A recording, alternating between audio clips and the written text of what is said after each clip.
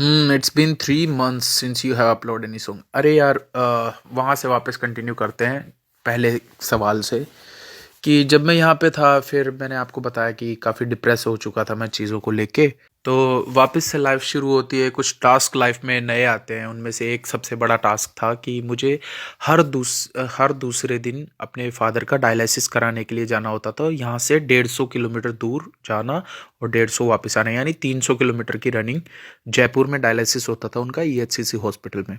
तो हर दूसरे दिन मेरा ये स्केड्यूल बन गया था और पापा की दिन पर दिन तबीयत ख़राब होती जाती थी। फिर यही मेरा रूटीन बन गया था कि हर रोज़ सुबह उठो, घर के सारे काम करो। मैंने देखा है यार अपने पापा को अ, इतनी मुश्किल हालातों में, और उस टाइम मैं अकेला था, कोई था भी नहीं मेरे पास में सब चीज़ों को देखते हुए। मेरे पापा मुझसे सवाल करते वो करते थे सवाल मुझसे, कहते थे कि तू गाने वाने नहीं बनाता आजकल, तू खुश नहीं रहता, ये नहीं करता वो। तो ब्रो, मैं अभी जो आपने मेरे गाने सुने स्टारडम वगैरह, ये सब गाने मैंने हॉस्पिटल के बाहर में बैठा रहता था गाड़ी के अंदर। धूप पड़ती थी बहुत भयंकर गर्मी में, मैं ये फ़ोन पे रिकॉर्ड करता था गाने। स्पाइडर मेरा फ्रेंड है जो कि म्यूज़िक बनाता है, मेरे लिए बीट्स बनाता है, उसने मुझे उस टाइम सपोर्ट किया। मैड्रिड किड जो बंदा है उसने यूट्यूब चैनल बनाया, he is very good friend of mine. और मैं उन लोगों का शुक्रगुजार हूँ यार कि मेरी एक छोटी सी टीम मेरे पास आई। तो मैड्रिड किड मुझे नासिक से सपोर्ट करता था, मेरा विजुअल्स बनाता था गाने के, लिरिकल और वीडियो बनाता था। स्पाइडर मेरे लिए बीट बनाता था। और इस तरह मैं अपने जो भी आपने मेरे लिरिकल गाने सुने हैं वो मैंने उस टाइम में बनाए हैं कि मेरे पास 4 घंटे होते थे। उस 4 घंटे में मैं अपनी गाड़ी के अंदर बैठ के अपने फ़ोन से गाना रिकॉर्ड करता था, लिखता था। और क्योंकि घर पे आने के बाद तो फिर वही सब चीज़ें चलती थी, दवाइयाँ वगैरह ये सब चीज़ें ध्यान रखनी होती थी, तो नहीं मिल पाता था इतना time. But somehow I managed, और मैंने उस क्रूशियल टाइम में भी अपने 5 गाने बनाए। लास्ट फिर क्या हुआ कि एक मंथ जब पापा की बहुत ही ज़्यादा क्रिटिकल कंडीशन रहने लग गई, तो मैंने जयपुर में एक घर लिया हॉस्पिटल के थोड़ा सा सामने। और मैंने वहाँ से अपना सोचा कि यहाँ से मैं डेली डायलिसिस होने लगा था क्योंकि। बट फिर लास्ट एक मंथ में पापा आईसीयू में एडमिट रहे, कंटिन्यू 1 डेढ़ महीना तक आईसीयू में एडमिट रहते थे। और मैं बाहर खड़ा रहता था रोड पे, और कई बार हॉस्पिटल में सोता था। ये सब चीज़ें चलती रहती थी। और इसी बीच फिर मेरे पापा नहीं रहे। जब मैंने स्टारडम रिलीज़ किया तब कुछ टाइम, उसी महीने की बात है जब मैं पापा आईसीयू में थे। और मैंने ये गाना बहुत ज़्यादा, उस टाइम मैं डिप्रेशन में था और पता नहीं चल रहा था लाइफ का कि क्या होगा क्या नहीं होगा, और पूरा फ्रस्ट्रेट हो चुका था मैं। बट मैंने लिखना नहीं छोड़ा, मैंने अपना पेन नहीं छोड़ा, और मैंने अपने जज्बात उस पेन में लिख दिए, भर दिए कि मेरे साथ क्या क्या हुआ, क्या क्या चीज़ें हुई। और मेरी तरह एक बंदा था, Sushant Singh Rajput, middle class family से बिलोंग करता था, वहाँ जाके अपने सपने जिए, उसने स्टार बन गया। और अचानक से पता चलता है कि यार ही कमिटेड सुसाइड। तो मैं टूट गया था उस चीज़ से भी बहुत। So I wrote this song and dedicated second verse to him.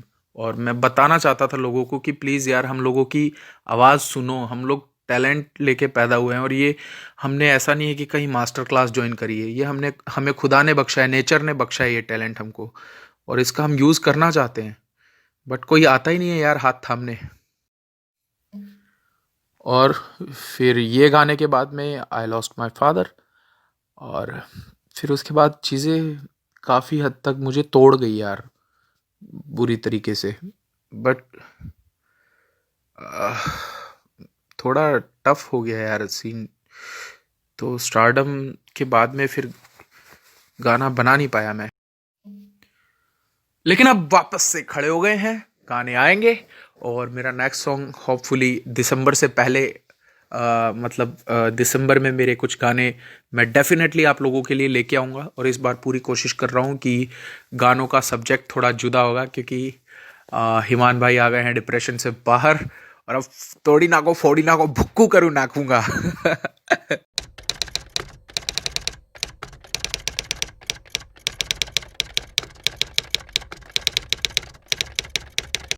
MTV hustle में से 3 लोग जो है मुझे रोड ट्रिप पे साथ में चाहिए। वो है, पहला नाम है फिराग का, और दूसरा नाम है MC हिम, और तीसरा नाम है EPR।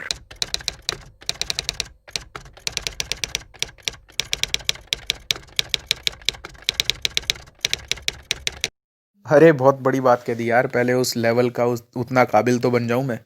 रागा भैया का ना बहुत क्लियर सीन है, उनके उनके गाने, उनके उनके गाने एक तरह से आईना भी है और समंदर भी है। एक आईना जिसमें जिसमें आप अपने आप को देख सकते हो, महसूस कर सकते हो, और एक समंदर जिसके अंदर आप डूब के बहुत सारी फिलोसफिकल चीज़ें सीख सकते हो। तो डेफिनेटली जब उस लेवल का मैं उतना काबिल हो जाऊंगा, तो डेफिनेटली मैं उनसे बोलूँगा कि एक रागा एक सीमान आने दो। तब तक भाई बस यही है कि अभी सीख रहे हैं उनसे।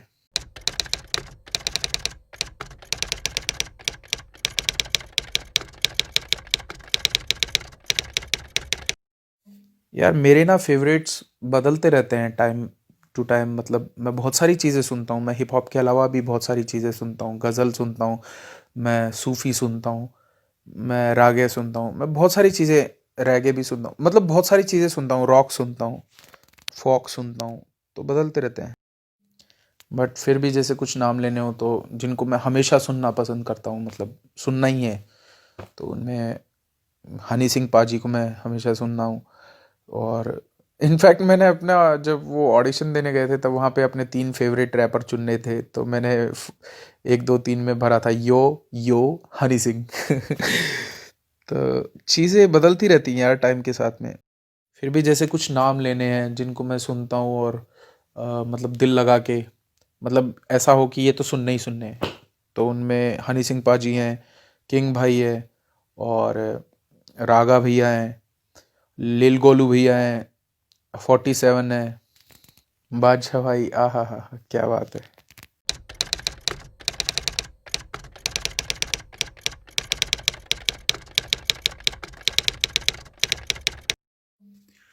Comical raps. You guys categorize some things, है ना। बस यार मेरा ये ऐसा मैं सोच के नहीं बनाए थे कि ये जिस तरह का मेरा मूड होता है उस तरह के मैं गाने बनाता हूँ। जब मैं हसल से पहले मेरी लाइफ एकदम चकाचक थी, लाइफ में कोई टेंशन नहीं थी, कोई हसल नाम की चीज़ मैंने ना देखी थी ना सुनी थी। लाइफ में सब कुछ सही चल रहा था, और उस टाइम इंसान खुश रहता है जब उसकी लाइफ में सब सही हो। तो मैं गाने भी इसी तरह के बनाता था।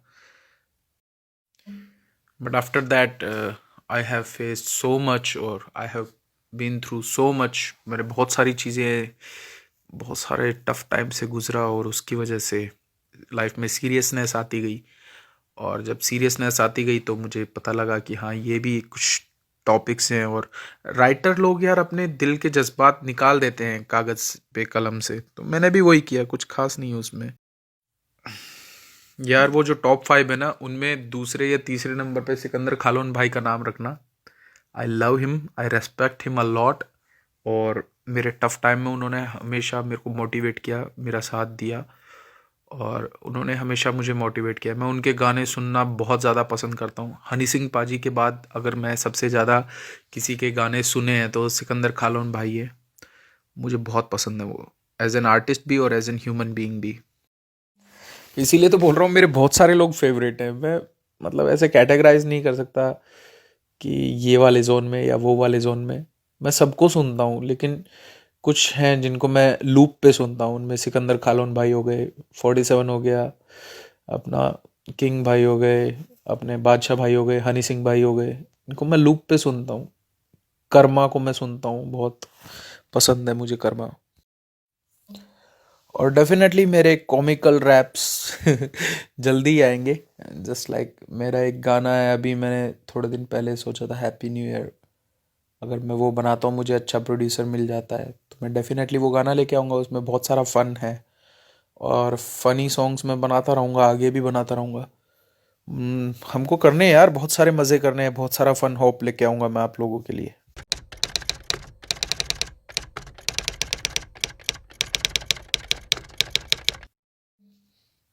Where do you see yourself after 5 years? यार अभी ना मैंने पिछले 1 साल में बहुत अच्छी चीज़ सीखी। मैंने ये सीखा कि लाइफ में प्लानिंग करो, अच्छी बात है। चीज़ों के लिए प्रिपेयर होना, उनको प्लान करना अच्छी चीज़ है। लेकिन ना खुद को कभी बांधना नहीं चाहिए कि मुझे ये करना ही करना है, नहीं मिला तो मैं ये हो जाऊंगा, वो हो जाऊंगा। नहीं यार, ऐसा नहीं होता। कुछ चीज़ें तुम्हारे मुताबिक होती हैं, कुछ चीज़ें नहीं होती हैं। तो जब चीज़ें तुम्हारे मुताबिक हों तो बहुत अच्छी बात है। नहीं हो तो यार अपसेट वपसेट नहीं होना चाहिए। हो सकता है उससे भी बढ़िया चीज़ कोई तुम्हारे लिए हो, जो होने वाली हो, या फिर तुम्हारे ही प्लान नहीं होते ना यार, गॉड्स प्लान भी तो कोई चीज़ है।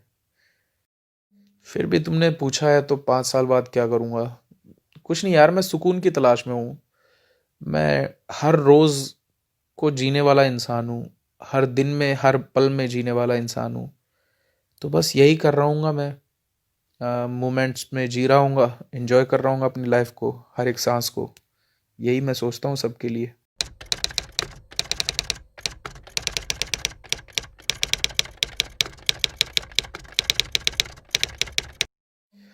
इन दोनों में से मेरा फेवरेट ट्रैक कौन सा है, 6 महीने रुक जाए या गाड़ी तेरा भाई चलाएगा?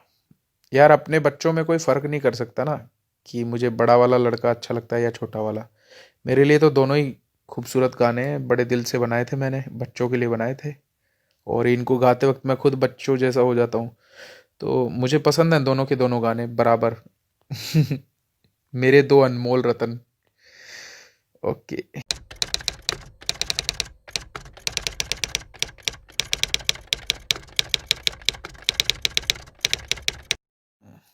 Any tips you wanna give the artist who want to join MTV hustle? यार ना, अपने कॉन्ट्रैक्ट बहुत ध्यान से पढ़ना, पढ़ के ही साइन करके देना। भले ही कोई कहे कि अरे 5 मिनट में स्टेज पे जाना है, कर दो साइन, ट्रस्ट मी ऐसा कुछ नहीं है इसमें। कोई कितना भी मक्खन लगाए, अपने कॉन्ट्रैक्ट्स बहुत ध्यान से पढ़ना। अगर तुम्हें नहीं समझ में आ रहा है तो एक अपना कोई लॉयर, चाचा वाचा, अंकल वंकल, कोई ना कोई तो लॉयर जानकार होगा ही यार, देश में भरे पड़े हैं लॉयर। किसी से पढ़वा लेना उस एग्रीमेंट को। अगर तुम्हारे मुताबिक चीज़ें हो, तुम्हारे हक में हो, तो फिर आप करो, है ना? क्योंकि तुम्हें एक अच्छा प्लेटफॉर्म मिल रहा है अपने आप को लोगों तक ले जाने का, वो बहुत अच्छी चीज़ है। लेकिन ब्रो, जितनी ज़रूरत आपको उनकी है, उनको भी आपकी उतनी ही ज़रूरत है। इस चीज़ को समझिए। और हमेशा अपनी मेहनत की, अपने काम की रिस्पेक्ट कीजिए, आगे बढ़िए। दूसरी चीज़, जब आप हसल में जाओगे, आपको फेम मिलने लग जाएगा, तो उसको कभी भी सर पे मत चढ़ने देना।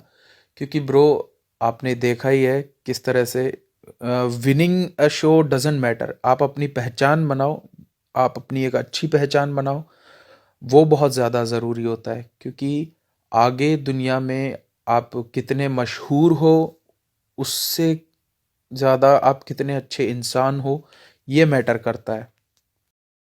और तीसरी सबसे ज़रूरी चीज़, कि यार अपना एक मैनेजर रख लेना शो से निकलने के बाद, अच्छा, जो कि आपके लिए काम लेके आए, आपके काम को मैनेज करे, और चीज़ों को आपके मुताबिक लोगों तक, आपके मुताबिक चीज़ों को बदल सके, लोगों की जो क्वेरीज हैं वो आप तक सही ढंग से ला सके, और ईमानदार हो, आपको सपोर्ट करे। तो ये सब चीज़ें ज़रूरी हैं। और बस यही है, सक्सेस हो जाए तो उसको सर पे मत चढ़ने देना, और फेलियर मिले तो उसको दिल पे मत लगने देना। बस लाइफ वैसी ही रहती है यार, कोई ज़्यादा फ़र्क नहीं पड़ता है आम आदमी और सेलिब्रिटी बन जाने में। बस एक ये फ़र्क आ जाता है कि पहले आपको शायद नहीं जानते थे, अब आपको जानते हैं। लेकिन जानने पहचानने का कोई इतना बड़ा इशू नहीं होता ब्रो।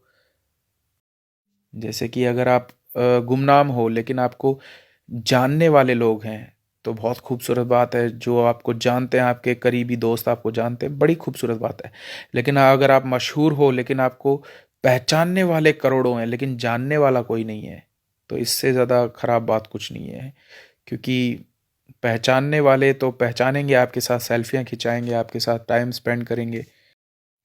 लेकिन काम सिर्फ वही आते हैं जो जानते हैं, और जानते सिर्फ वही हैं जिनके साथ आप अपना अपना एक दायरा बांट सकते हैं, अपने अपने पलों को शेयर कर सकते हैं, अपनी हंसी, अपनी अपनी आंसुओं को बांट सकते हैं। तो ज़रूरी ये है ज़िंदगी में कि एक एक अपना दायरा बढ़ाओ, और उसके अंदर आपको जानने वाले लोग ज़्यादा हों बजाय कि आपको पहचानने वाले।